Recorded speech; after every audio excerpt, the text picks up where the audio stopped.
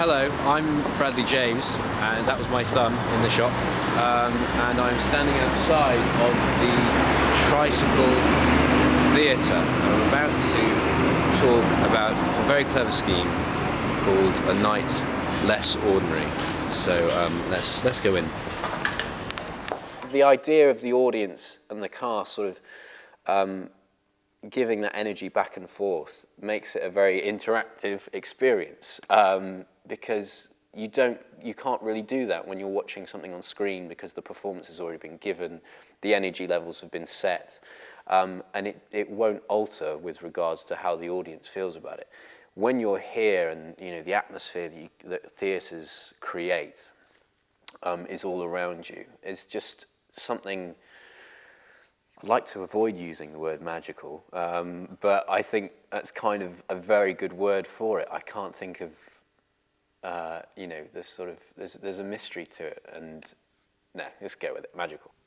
My earliest memory from the theatre was going to see a pantomime in Bath, and Aladdin said something like, "Oh, what's in that cave?" or something, and I'm a bit scared, I don't want to go in. And the audience was really quiet. And then a little voice that belonged to a 4-year-old went, "I'll go in there." And everyone turned around to the little voice, and my parents suddenly looked down to see me jumping up and down, going, I'll go in there. And I'd shouted out loud at a pantomime. And I'd obviously been that, sort of engrossed in the performance and the world that they had created, that I felt the need to rescue Aladdin from his peril and help him out by going in the dark cave. In typical actor fashion, there's a number of Shakespeare parts that people have written down, or in their mind. Straight away, I think Mercutio. Love to give that a go, and Richard III at some stage. I'm going to have to, get a few years behind me, but Richard III would be a lot of fun to play. There's numerous roles which, I've seen people perform and been very jealous of, and gone, I want to do that. Get off the stage. Give me the part. So hopefully in years to come, I'll get the opportunity to do that. If you're a guy and there's a girl out there you want to impress, take him to the theatre, I think, wow, he's so sophisticated, he must read books, he must be really clever.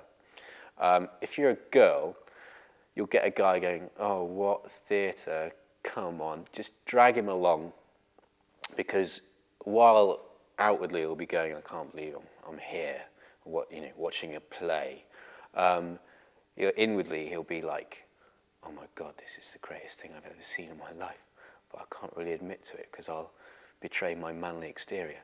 So don't worry, girls. Take him to the theatre. He'll be pleased you did. He won't admit that he's pleased, but he'll enjoy himself. Arthur's just got that sense of wanting to help people, but without telling anyone about it, because let's not get all emotional about it. Let's just do what's right. And when it comes down to the crunch, he does what's right, because it's in those moments that his true character kind of shines through, the moments when he's really tested.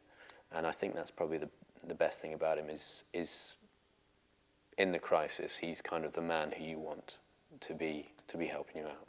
Before he becomes king, he needs to have an awareness that he doesn't have at the moment. I think that's very important, because I don't think people would accept him as a stupid king. You can only play him dumb for so long. For Arthur to find out about Merlin's magic, I think again it has to happen in a way that suggests that Arthur can think for himself. And I think by accident, and without Merlin knowing, I think Arthur has to witness something, or just have something click, so that he knows that before Merlin knows that he knows, and so that there's a time period where Arthur has to decide what to do. This has to stop. The king would have your head if he found out. There's no point denying it. Denying what? Your affections for Lady Morgana.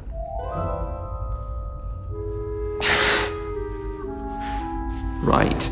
Take a bit of advice from someone who knows about women. Well, if such a person existed, I would. Stick to girls who are more, how can I put it, on your level. Thanks. She can't be your friend, let alone anything else. Yeah, I know. Can't hide anything from me, Merlin.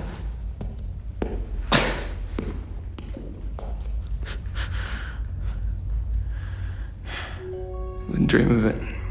Myself and Colin quite often go through lines, and quite often I do them in a David Bowie style.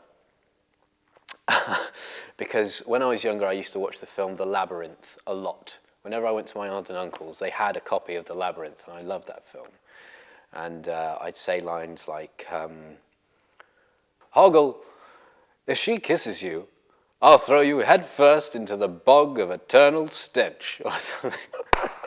Most terrible, terrible David Bowie impression from an 80s classic. And I often do my lines when we're repeating our lines in a very similar tra-la-la kind of way. I think this series has allowed me to continue with fighting scenes and also flex the acting muscles, as it were. What's happened this year is the fights have become, they've kind of stepped up a level and become a bit more detailed in a fight sense. Episode 12 this season, there's a bit of a fight sequence which I would have struggled with, I think, last year. This season they've started to stretch out Arthur's character a bit more, just sort of test Arthur a lot more, and you know, that's always enjoyable for an actor when you kind of, you know, you settle into a role and all of a sudden the boundaries are pushed and you find yourself going to new places with a character. And episode 8, in fact, is the first prime example of that, which includes that scene with Anthony.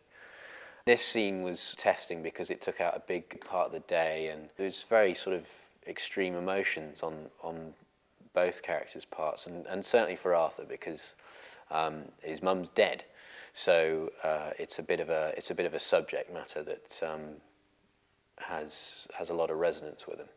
Swear to me, it isn't true. You are not responsible for my mother's death. Give me your word. I swear on my life, I loved your mother. There isn't a day passes that I don't wish that she was still alive. I could never have done anything to hurt her.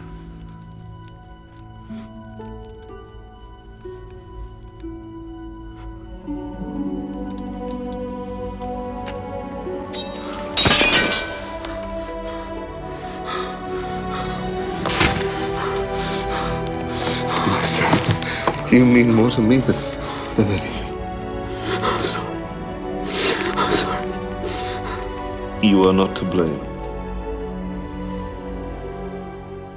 When we first started doing the show, they gave myself and Colin these cameras, and I just kind of picked it up and started talking nonsense and, you know, filming. And it turned out that sort of things would happen, and I go, oh, I could actually film that. That might be relatively interesting to watch if someone's interested in the show. And I find myself kind of going through spells now where I go, oh, that will make an interesting little piece.